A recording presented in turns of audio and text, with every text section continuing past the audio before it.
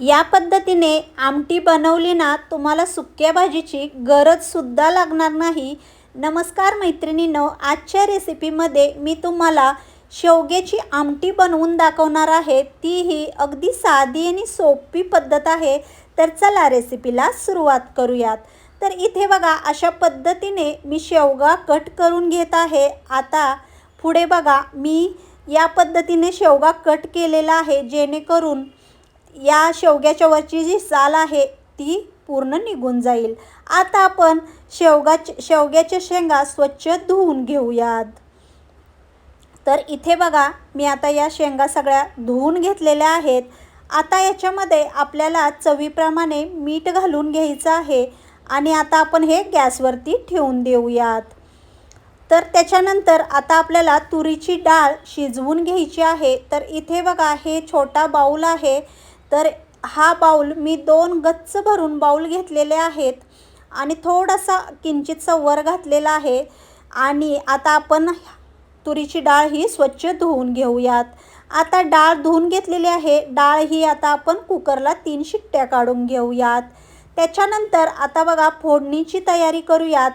मस्त हिरवागार अगदी ताजा कोवळा कढीपत्ता घेतलेला आहे, लसूण ठेचलेला, टॅमॅटो आणि भरपूर अशी कोथिंबीर.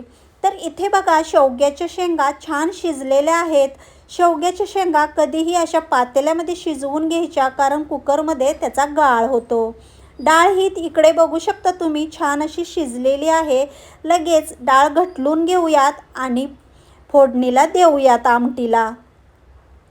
तर कढई बघू शकता इथे तापलेली आहे. या कढईमध्ये मी आता 3 ते 4 पळ्या तेल घालून घेते आणि त्याच्यानंतर आपल्याला इथे बघा, तेल तापल्यानंतर मोहरी टाकायची. मोहरी छान तडतडली की त्याच्यामध्ये जिरे घालायचे, लसूण घालायचा, मस्त हिरवागार असा कढीपत्ता घालायचा आणि हे छान असं भाजलं की त्याच्यामध्ये हळद घालून घ्यायची, टॅमॅटो घालायचा. त्याच्यानंतर टॅमॅटो ही छान मऊ झाला की मग त्याच्यामध्ये हळद घालून घ्यायची आणि हळद घातली की आपल्याला जो काही तुम्ही घरामध्ये मसाला वापरत असाल तो मसाला घालून घ्यायचा. तर इथे बघा, मी हळद घातलेली आहे आणि 2 ते 2.5 चमचे लाल तिखट घातलेलं आहे. चांगलं आता हेही परतून घेऊयात. लाल तिखट जेवढं तुम्ही तेलामध्ये परताल तेवढा भाजीला कलर छान येतो. तर बघू शकता, इथे छान अशी आता आपली फोडणी तयार आहे. याच्यामध्ये शेंगा शिजलेल्या आणि डाळ टाकून घेऊयात. वरून थोडंसं मीठ घालायचं, कारण आपण शेंगामध्येही शिजताना मीठ घातलं होतं.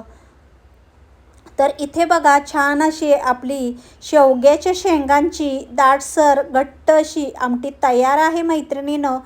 तर इथे बघू शकता, उकळीही आलेली आहे, खमंग असा वास सुटलेला आहे पूर्ण घरभर.